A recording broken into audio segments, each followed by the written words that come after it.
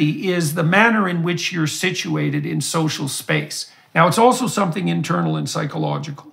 It is who you experience yourself as being. But that's not all of it. You exist in relationship to your intimate partner. You exist in relationship to your family. You exist in relationship to your neighborhood and your community and your town and your state and your country and your transcendent ideals of one form or another. And every single one of those aspects is part of identity. And the idea that that can all be reduced to something internal and subjective, it's the ultimate extension of the idea that the only person who can say what I am is me.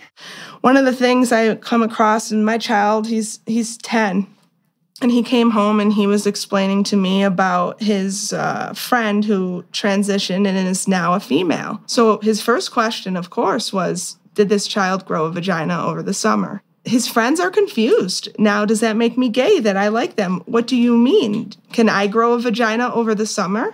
How do I know I'm not next? And my son asked me, well, how do I know if I'm a boy? And I was just like, this is scary, and it is disorienting our children. I'm here talking today with Sarah Stockton. Sarah is a therapist, and she was interviewed for Matt Walsh's documentary, What is a Woman? And she's been involved, in those sorts of issues for quite a long time.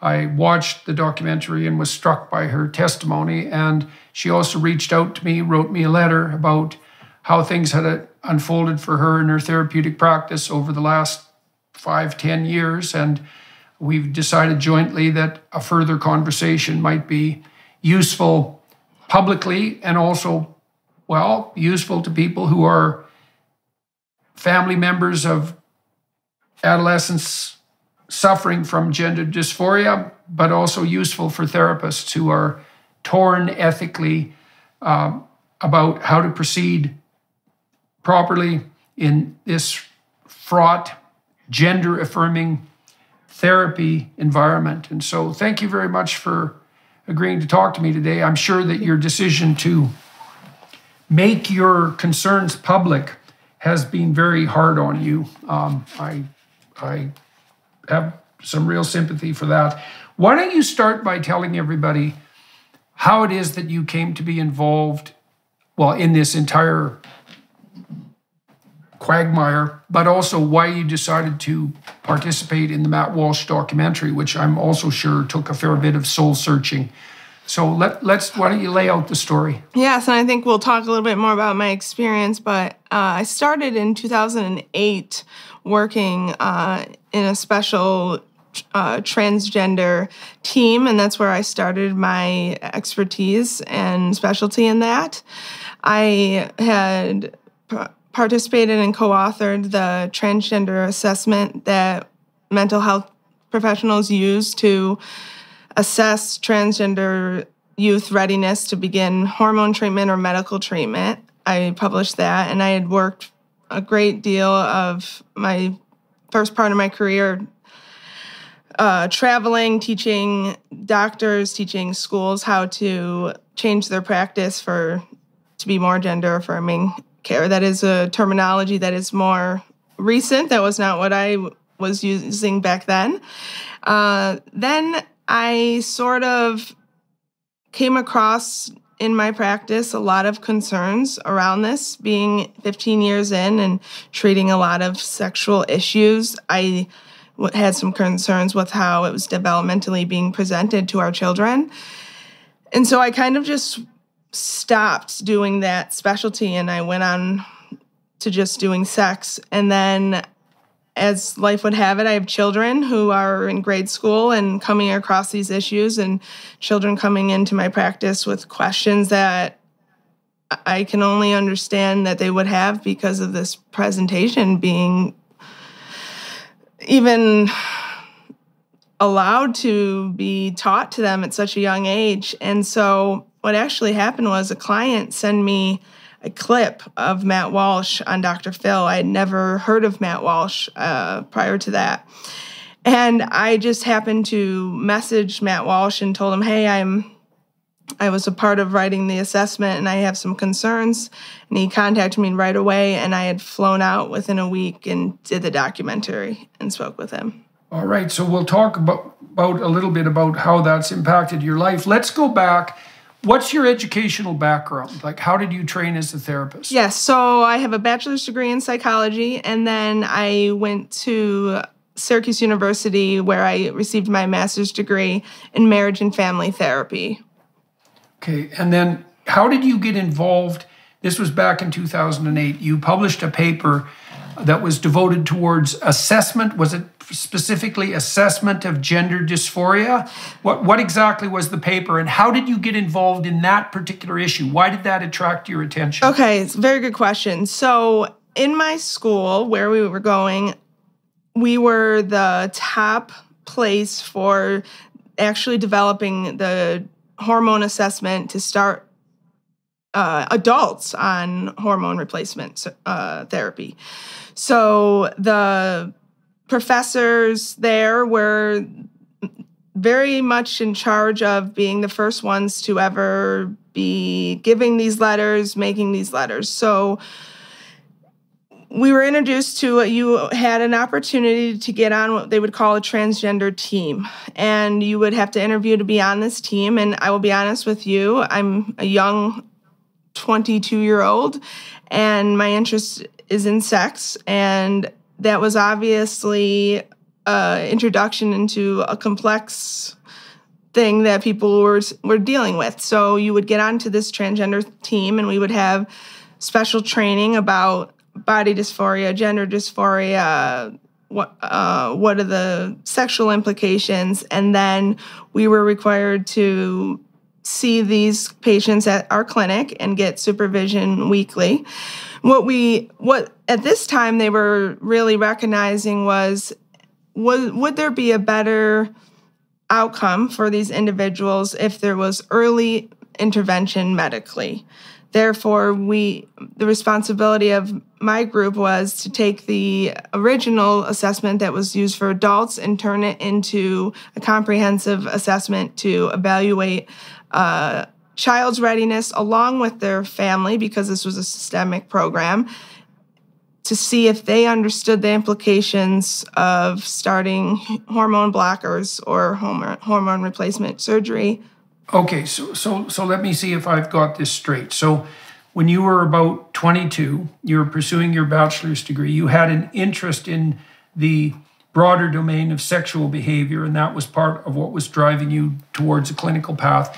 You started working with adults who were transsexual or transgender. And how old would have they been on average? Oh, it was all ages, but I would say you're typically dealing with 30s, 40s, and 50s. Okay. So these are people in early middle age, yes, let's say, and so they're being assessed for suitability for medical transition, which would begin with hormonal transformation, and then the idea emerges. Well, they're 30 or 40 or 50. It's pretty late in life to begin such a transformation. Would it have been better for them, let's say, had they discovered this route earlier? And if it was better, what would better look like, and how might that be brought down the age chain so that it's made available for people who are very young? Of course, then that raises the specter of how young, and also the problem of differential diagnosis. Now, let's make a slight foray here into a different area. So, from what I understand of the clinical literature with regards to gender identity dysphoria, there are two essential manifestations of what becomes something approximating transvestism or transsexual orientation. And one of those is relatively late onset, and people like, what's his name? Ken Zucker, his hypothesis was there are the autogynephilic late onset transsexual types who tend to be men, who tend to dress up in women's clothing, generally for essentially sexual purposes. And they're dealing with issues, well, that are difficult to understand, but might have to do, if you're thinking about it from a psychoanalytic perspective, might have to do with the difficulty of integrating cross-sexual personality elements into their personality. That takes a sexual root among the autogynephilic types. And they're a separate group from children who develop body dysmorphia or gender identity trouble very early, and they tend to be, let's say, feminine boys, feminine by temperament, or masculine girls, masculine by temperament, which is maybe also why a very large number of autistic girls seem to be caught up in this. And they're a diagnostically distinct group, and conflating them isn't helpful. That's an additional complication. These people that you were seeing in their early middle age, do you think that what proportion of them do you think were temperamentally ill-fitted, let's say, to their biological sex, masculine girls or feminine boys? And how many of them do you think at that time, this is back in 2008, fit more into the autogynephilic category? Or did you make that distinction at that time? So and this is one of the reasons, Dr. Peterson, why I'm having this conversation with you. I have to be honest, being taught under this terminology, it wasn't until I was in my practice on my own for many years that I was even introduced to the terminology autogynephilia. So I can promise you that in schools right now, they are not being taught that. They are not understood that. And it took, I think one of the really unique things about my life was that I had the opportunity to work with cross-dressers, which really showed me the difference between what we're calling body dysphoria and gender dysphoria and the erotic nature of it. And not only that, I was introduced to a client who in his late 70s actually had his penis amputated. And it was a really unique case because he would have what we would understand as body integrity disorder. He grew up on a farm in Arkansas and really hated getting up early and having to do all the work as a male would have to do.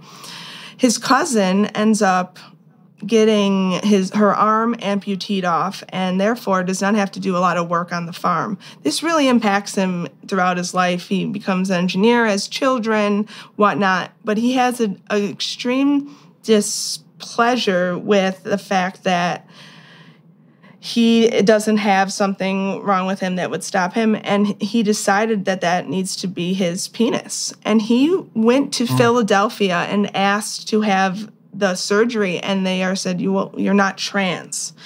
And he was like, okay, but I dislike this body part of mine.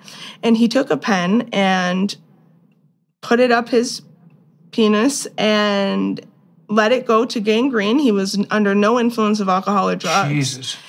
And ends up at the hospital and does get his penis amputated. And I was called in because there was no no suicidal ideation, no under the influence. This was a case where he was like, I just do not like this body part. Now, I did a lot of assessments around being trans. This wasn't a gender thing. So that really showed me of like, whoa, there is a lot of things going on for people, and the outcome of I don't feel as a child is very complex, and that I was not taught. Yeah. Well, that's that. Well, okay. So that's very much worth delving into. I mean, there's a very cardinal temptation for people who are wading into extremely complex territory to assume that the territory is a lot simpler than they think, to assume the problem is unidimensional, and then worse, to assume that the treatment is simple and unidimensional. And certainly, if you're wandering into the territory of paraphilic sexual attraction, let's say, to say you're in a minefield is to say almost nothing, because the limitlessness of human sexual pathology is enough to produce post-traumatic stress disorder in anyone who studies it in any depth. And so, and you said that when you were educated, that all of this was collapsed into something that's like a hyper oversimplification, right? And then there's a moralistic element to it too. I mean, Zucker's a really good example because Ken Zucker was probably the world's foremost leading authority on gender dysphoria and autogynephilia, which he separated very carefully clinically. He ran the gender dysphoria clinic in Toronto and was eventually hounded out of his life by gender-affirming activists. And what Zucker showed were well, apart from the distinction between the autogynephilic types and then the kids who had cross-sex temperament, he showed that if you left kids who had body dysmorphia issues alone, 90% of them would settle into their biological identity by the time they were 18 or 19. But he also showed quite clearly that the early onset gender dysphoria kids were much more likely to be gay. About 80% of them adopted a homosexual or manifested a homosexual orientation. And one of the terrible specters that entices upward out of the crypt is the fact that the gender surgical enterprise, hormone therapy, puberty blockers, all of that, overwhelmingly targets the gay population. And that's a very interesting issue on the political front because in principle, there's an LGBT alliance and community, except that the interests of the transsexual types, especially the radicals, couldn't be more diametrically opposed to the interest of the gay community, assuming such things exist, if it was designed to be antithetical. Okay, so now you were placed in a situation where, as a therapist, you were trained in a unidimensional analysis of the gender dysphoria problem. And then you started to develop the assessment guidelines. Correct. And did you do that as a bachelor's student or as a master's student? No, it was with master's and PhD students. Okay. And so walk me through the development of the assessment process and tell me what you were thinking then about assessment and what you think about it now. And I'm also interested too in why it was through your interest in sex that you became interested in being a therapist. Yes, I mean, I think I have a little bit of comfort with discomfort or the things that people don't want to talk about. So I think that really hit for me. And one of the things I reflect on, because I kind of am embarrassed that I used to present on this topic, but I have a medical condition. I have a blood clotting disorder. And from the outside, many people can't see that. And when I would present with physicians around how to get their practice to be more gender affirming, I would share that, you don't know what it's like to have an illness that perhaps people don't know from the outside. And that really helped me relate to these children, I think, of like, you're presenting with something that maybe from the outside no one understands, but from the inside that it's there. But now understanding my diagnosis can medically have evidence, right? There's chemicals that can be diagnostically looked at, and that's not the case for the children. So I will say when we started doing this, it wasn't a lot of children. There wasn't like hundreds and hundreds and hundreds like there are now that need to be seen. These were children, like you said, that were presenting pretty young with aversions to their body, right? And these are, at this time too, we don't have internet. We don't have internet in the same capacity, TikTok, right? They don't know what they're talking about. So they're not telling us I'm transgender. These were parents bringing kids to us saying something's going on. This kid is saying this, my penis shouldn't be here, and they're 3. They are, have consistently shown a certain way. So this is the cases that we were presented with and working with. And this assessment was supposed to be probably about a year to a 2-year assessment, right? To fully assess the 6 domains of early childhood we would look at. So how was their gender presented in early childhood? Does the way they present and discuss it, connect with their family. So that was a big part of double checking, wasn't just what the children said, it was what the family were presenting as well of what they witnessed going on with their child.